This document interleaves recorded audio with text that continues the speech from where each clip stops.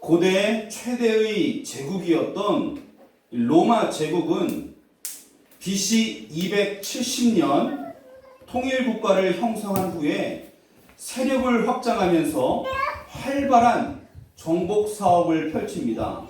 그 결과 지금 지도에서 보시는 것처럼 유럽은 물론이요, 북부 아프리카와 소아시아 지역까지 점령을 하게 됩니다. 그야말로 이 지중해 바다를 둘러싼 대부분의 영토를 차지하였다라고 할 수 있습니다. 특히 지중해의 가장 동쪽에 위치한 유대, 지금의 이스라엘도 이 로마의 점령을 피할 수 없었습니다. 바로 여기가 이스라엘, 유대 땅입니다. 유대 땅. 이 초록색이 다 로마 이쪽까지 로마 제국이었으니까 그 중에서도 이 유대 땅은 얼마나 작은 땅이었습니까?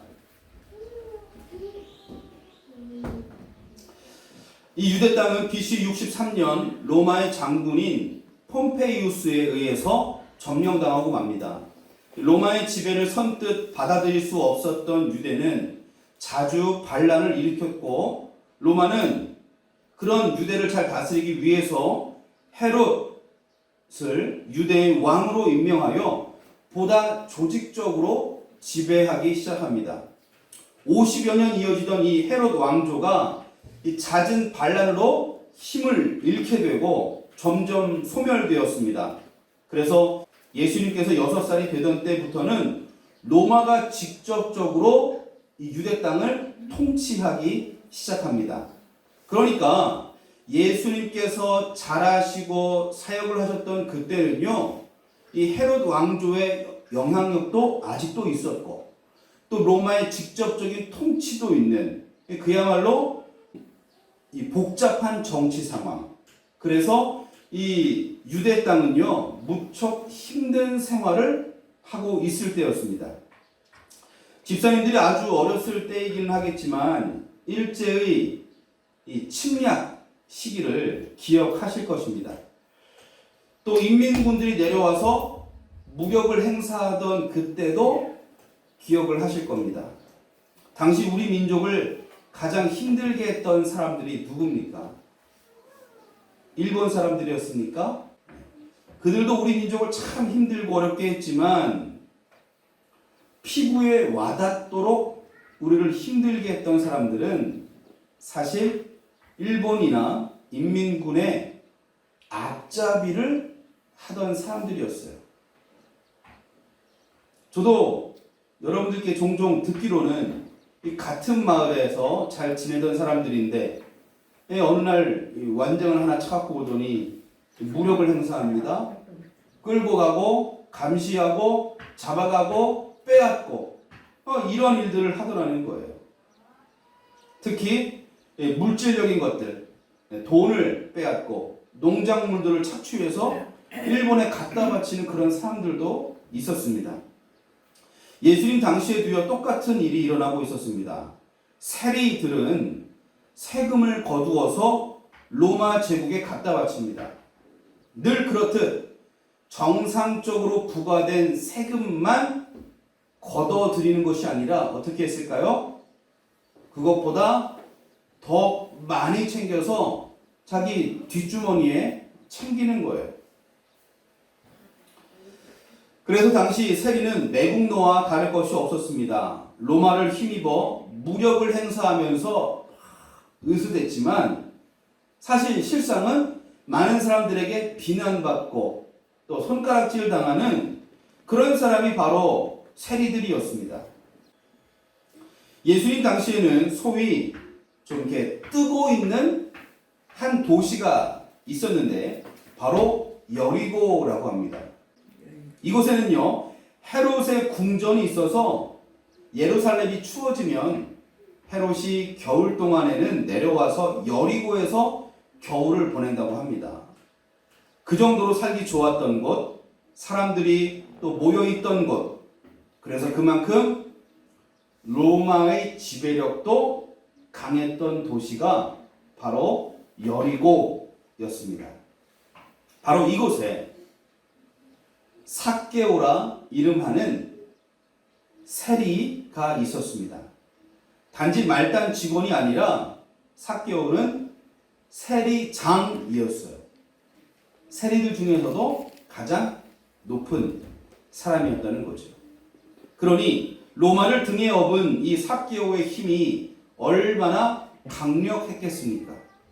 오늘 말씀 2절에서 삭개오를 설명하는 가장 첫 번째가 바로 그는 세리장이었다 라는 겁니다.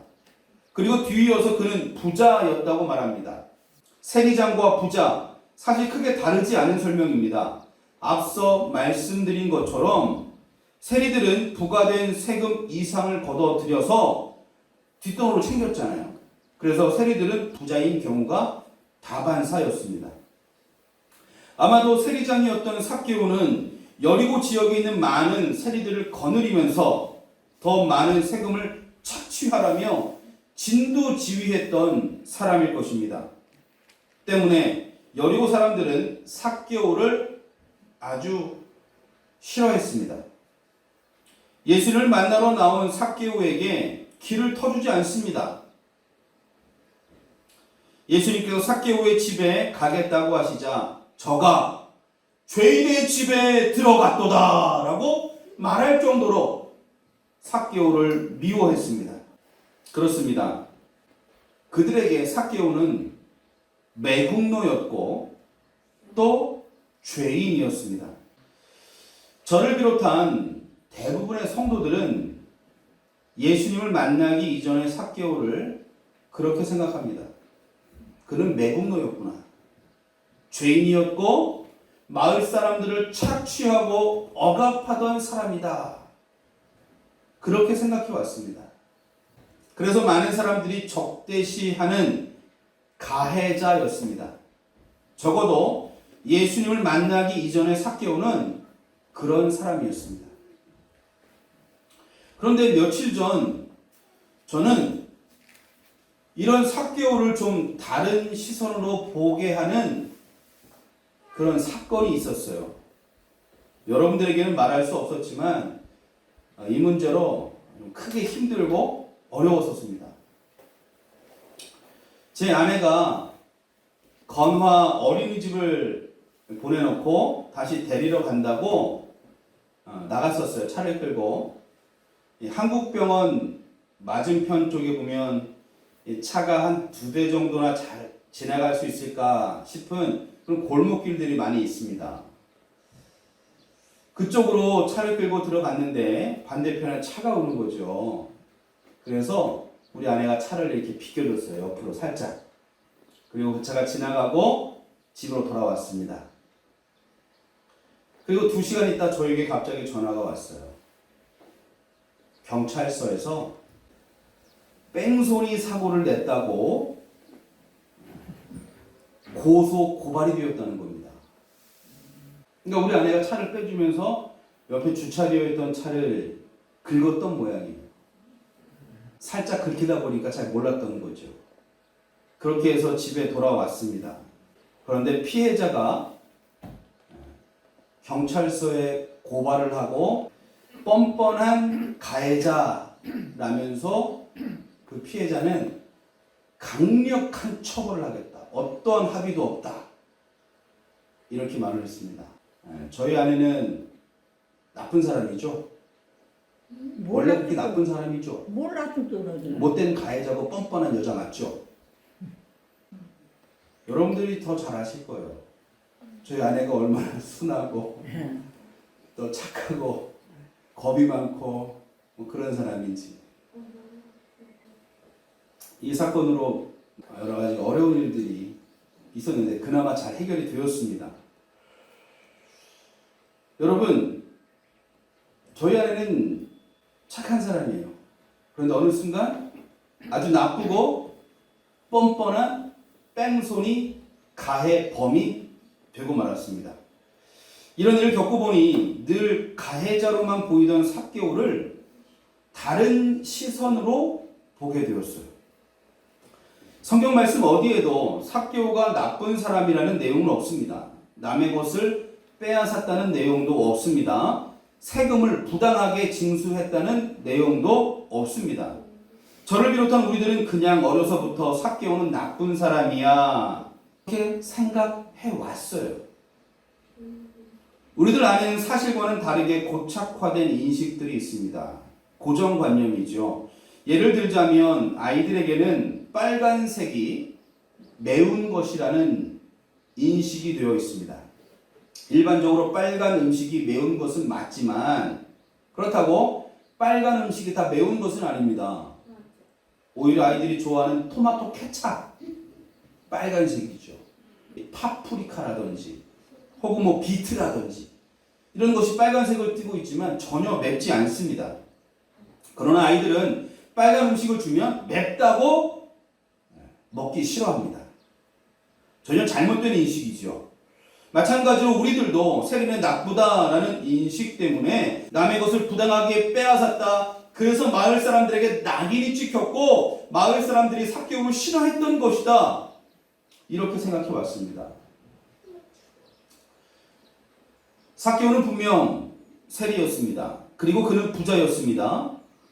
성경 말씀에는요, 그 단어만 딱 들어도 이건 좋지 않은 거다 라는 그런 말들이 있어요. 애국이라든지 누룩이라든지 전통이라든지 그 자체와 상관없이 그저 부정적으로 인식되는 말들이 있습니다. 그 중에 세리와 부자도 있어요. 세리는 세금을 걷는 사람이라기보다는 동족들의 등을 쳐먹는 사람이라고 생각합니다. 부자는 어떻게 생각합니까? 열심히 일을 해서 자수성가한이라고 생각하지 않습니다. 남의 것을 부당하게 빼앗아 자기 입속을 챙긴 사람이라고 생각합니다. 바로 앞에 말씀 18장 25절에서도 예수님께서는 이렇게 말씀하세요. 낙타가 바늘귀로 들어가는 것이 부자가 하나님 나라에 들어가는 것보다 더 쉽다라고 말씀하세요. 부자와 나사로의 비유에서도 또 창고를 계속해서 지었던 부자 이야기에서도 한밤중에 예수님을 찾아왔었던 부자 관리 이야기에서도 누구 하나 선한 사람은 없었습니다. 그러나 그렇기 때문에 삭개오를 나쁜 사람으로 판단하는 것은 잘못입니다. 아내가 사고를 내긴 했지만 나쁜 사람은 아니잖아요. 실수하고 조금 잘못했을 뿐이지요. 삭개오는 세리였고 부자였지만 그렇다고 나쁜 사람은 아닙니다. 많은 사람들이 삭개오를 부정적으로 판단하는 가장 큰 근거 중에 하나가 7절 말씀입니다. 이 7절은 이렇게 되어 있어요. 저가 죄인의 집에 유하러 들어갔도다. 삭개오의 집에 들어갔는데 죄인의 집에 들어갔다 라고 말합니다. 그러나 이 판단은 이 누가복음을 쓴 누가의 판단도 아니고 혹은 하나님 성경의 판단도 아니었습니다. 마을 사람들이 삭개오를 그렇게 판단하고 부른 거예요. 삭개오는 죄인이다. 그리고 사실 그들은 오늘 말씀에 보면 그렇게 신뢰할 만한 부류의 사람들은 아니었습니다. 그러므로 여러분 이제부터 삭개오를 나쁜 사람이라고 생각했던 이 잘못된 인식을 지워버리셔야 합니다. 제가 이렇게까지 삭개오를 변호해주는 이유가 있습니다. 바로 8절 말씀 때문이에요. 우리 8절 말씀을 다 함께 읽어보겠습니다. 삭개오가 서서 주께 여짜오되 주여 보시옵소서. 내 소유의 절반을 가난한 자들에게 주겠사오며 만일 누구의 것을 속여 빼앗은 일이 있으면 내 갑절이나 갚겠나이다. 삭개오가 죄인이었으니까 다른 사람들의 것을 부당하게 착취한 것이니까 그 소유를 가난한 자들에게 나눠주고 자기가 빼앗은 것에 대해서는 4배를 갚는 것이 당연하다라고 생각해 왔습니다. 그런데 우리 이제 생각이 바뀌었잖아요. 삭개오는 죄인이 아니고 삭개오는 가해자가 아니잖아요. 그러면 방금 읽었던 이 말씀이 전혀 다르게 해석이 됩니다. 자신의 전 재산 중 절반을 가난한 사람들에게 나눠줍니다. 그리고 나머지 절반으로 다른 사람의 것을 속여서 빼앗은 일이 있다면 4배로 갚겠다고 합니다. 율법에 의하면 부당하게 남의 것을 빼앗았을 경우에 그 원래에다가 5분의 1만 더해서 갚으면 되는 거였어요. 그런데 삭개오는 그 율법의 규정보다 2배 이상을 자신이 갚아내겠다고 합니다. 이렇게 배상하겠다는 삭개오의 결단도 놀랍지만 더 놀라운 것은 삭개오가 돈이 얼마나 많길래, 돈이 얼마나 많은 부자이길래 이 정도로 갚아줄 수 있었을까라는 점입니다. 그래서 제가 한번 계산기를 두드려 봤어요. 삭개오가 과연 이 정도로 다 나눠주고 갚아주어도 남는 것이 있는지 계산을 해봤습니다. 그런데 계산을 해보니까 이상한 점이 있어요. 여러분들 이해하시기 쉽게 딱 10개라고 생각을 해보겠습니다. 삭개오의 계산, 전 재산은 10개입니다. 삭개오는 10개의 재산을 가지고 있어요. 그 중에서 삭개오의 고백에 따르면 절반인 5개를 가난한 자들에게 나눠주겠다라고 합니다. 5개를 나눠주니까 몇 개가 남아요? 5개가 남았잖아요. 지금 삭개오에게는 5개가 있는 거예요. 여기서 삭개오가 빼앗은 것에 4배를 갚기로 했습니다. 부당하게 빼앗은 것이 있다면 4배로 갚겠다고 했어요. 그럼 한번 가정해보죠. 삭개오가 1개를 부당하게 빼앗았다 라고 하면 몇 개를 갚아야죠? 4개. 4개를 갚아야 되잖아요. 자, 보시면 만약 1개를 부당하게 빼앗았다면 4개를 갚고 삭개오는 1개가 남습니다. 만약 2개를 빼앗았다라고 하면 몇 개를 갚아야 됩니까? 8개를 갚아줘야 되잖아요. 그런데 지금 삭개오에게는 몇 개가 있다고요? 5개밖에 없잖아요.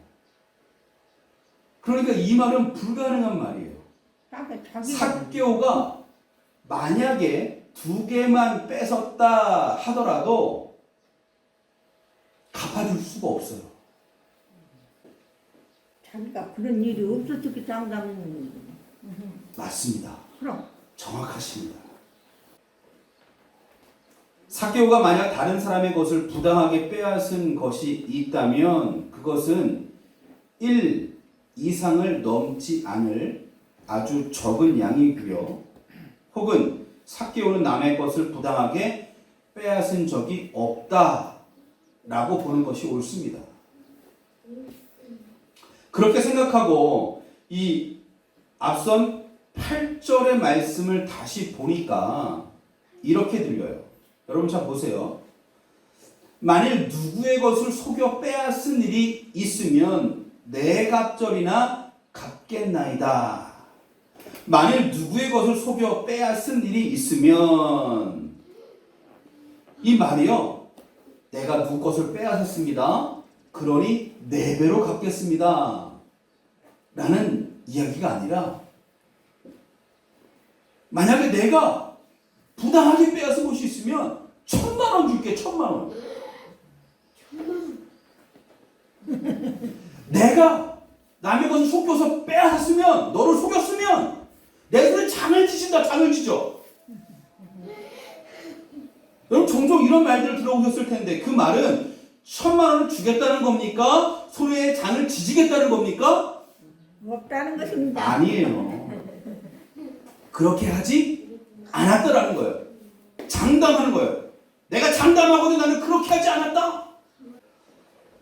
8절 18절의 말씀은 삭개오가 누구의 것을 빼앗았기 때문에 네 배로 갚겠다는 말이 아니라 그런 적이 없다는 것을 보여줍니다. 무엇보다도 삭개오가 예수님을 만난 이후에 얼마나 작정하고 변화되기를 하였는지, 또 얼마나 마을 사람들을 사랑하게 되었는지를 보여줍니다. 이제 삭개오에 대한 오해가 다 풀리셨죠? 이제 그러면 삭개오의 이전의 삶을 한번 되짚어 보시죠. 삭개오는 키가 작았다고 합니다.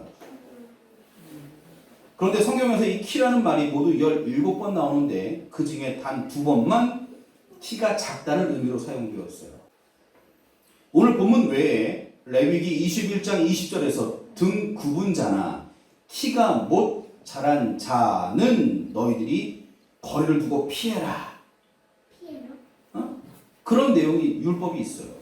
그러므로 이 삭개오가 단지 키가 작았다는 것은 150, 140 이런 정도로 작았다는 것이 아니라 장애를 가지고 있는 외소증을 말합니다. 외소증. 누군지는 궁금하지 마시고요. 저번에 흉보자고 이 사진을 가져온 건 아니에요. 여러분들 이해를 돕고자 가져온 사진인데, 여러분 사진 보셨습니까? 이게 바로 외소증이에요. 다 자란 성인입니다. 키가 우리가 소위 난장이라고 하죠. 그런 정도입니다. 삭개오는 이런 장애 때문에 정당한 직업을 가질 수 없어서 세리가 될 수밖에 없었습니다. 또 마을 사람들에게 이 신체적인 이유로, 세리라는 이유로 비난을 받았고 조롱받았습니다. 즉 삭개오는 피해자였습니다. 정말로 삭개오가 마을 사람들을 착취할 만한 그런 악인이었고 착취할 만한 힘을 가지고 있는 강자였다면 예수님이 오셨을 때 사람들에게 막혀서 예수님께 다가갈 수 없었던, 그래서 나무로 올라갈 수밖에 없었던 그 삭개오의 이야기는 이해가 되지 않습니다. 삭개오가 돌 무화과 나무 위에 올라갈 수밖에 없었던 것은 그가 약자였다는 것을 보여주는 증거입니다. 여러분, 삭개오는 가해자가 아니라 피해자였습니다. 잘못된 비난을 받았고 부당한 오해를 받았고 잘못된 미움을 받았습니다. 저도 중학교 때 학원비를 주셨는데 제가 학원에 내지 않고 그 학원비를 빼돌렸다 라고 해서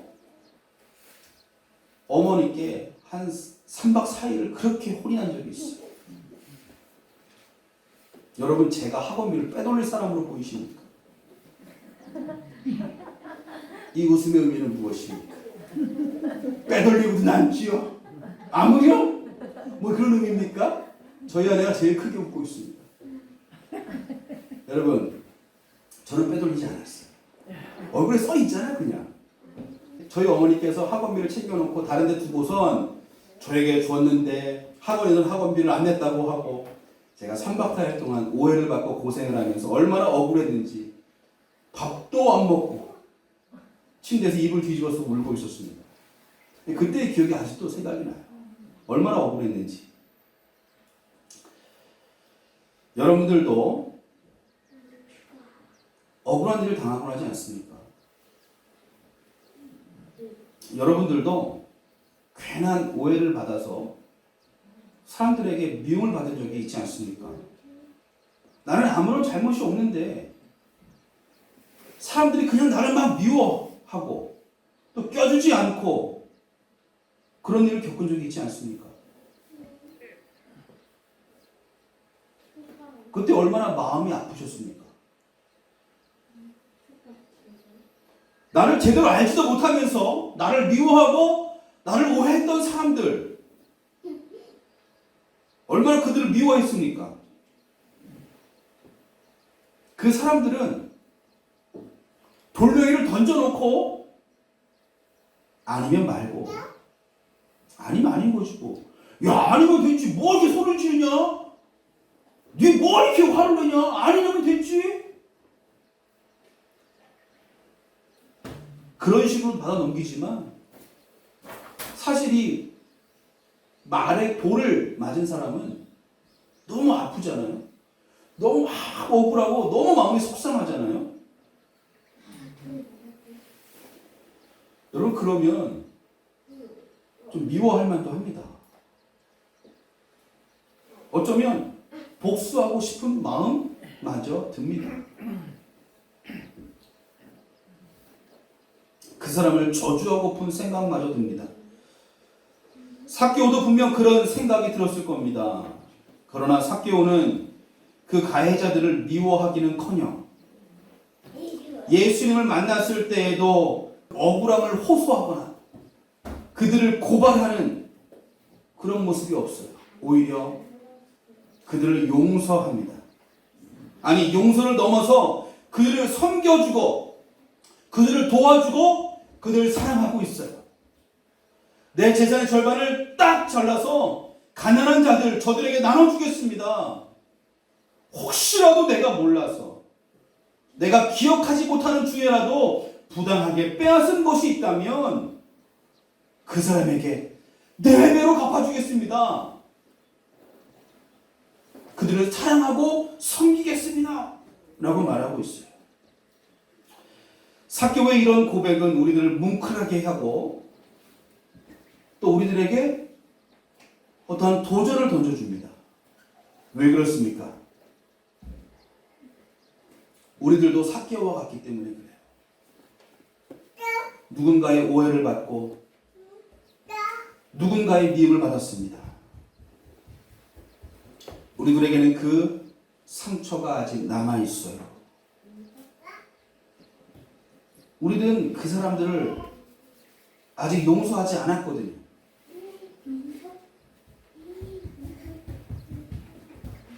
여러분, 이제 그들을 용서합시다. 용서하지 못하는 일은 나 스스로를 감옥에 가두는 일입니다. 용서하지 못하는 것은 나로 하여금 과거의 아픔에서 그 상처에서 헤어나오지 못하게 하는 거예요. 여러분 용서하면 그 상처가 그 미움이 그 분노가 치유되고 회복됩니다. 그리고 오늘 말씀의 삭개오처럼 용서를 넘어서 한 걸음 더 나아가시기를 바랍니다. 용서를 넘어 사랑까지 해야 합니다. 그들에게 양파라도 하나 갖다 주고 감자라도 하나 갖다 주고 읍에 갔다 오면서 빵이라도 하나 사줄 수 있고 마을에서 그 사람 얘기 잘 들어주고 칭찬하고 편들어주고 그 사람을 위해서 축복하며 기도해 줄 수 있어야 합니다. 예수님께서는 너희 원수를 사랑하며 너희를 박해하는 자를 위하여 기도하라 그렇게 말씀하셨습니다. 우리들도 실상은 하나님을 배신하고 원수된 자였으나 하나님의 그 크신 사랑과 예수 그리스도의 고난받으심으로 말미암아 우리는 모든 것을 회복하고 우리는 치유될 수 있었습니다. 하나님의 사랑 덕분입니다. 예수님의 사랑 덕분입니다. 여러분, 그리고 그 사랑은 오늘 여러분 마음 가운데 있습니다. 그러므로 우리는 그 사랑도 용서하고 사랑할 수 있습니다. 기도하겠습니다. 사랑의 아버지 하나님, 삭개오는 자신을 그토록 미워했던 사람들을 용서하고 오히려 그들을 사랑하며 섬겨 주었습니다. 오늘 우리들도 우리가 미워했던 그토록 내 마음에 응어리로 가지고 있었던 그 사람을 용서하기로 다짐합니다. 더 나아가 사랑하고 축복하기로 결단합니다. 주여 이 마음이 흔들리지 않게 하시고 정말 예수님의 사랑을 닮은 자로 살아가게 하여 주시옵소서. 예수님의 이름으로 기도하옵나이다. 아멘. 아멘.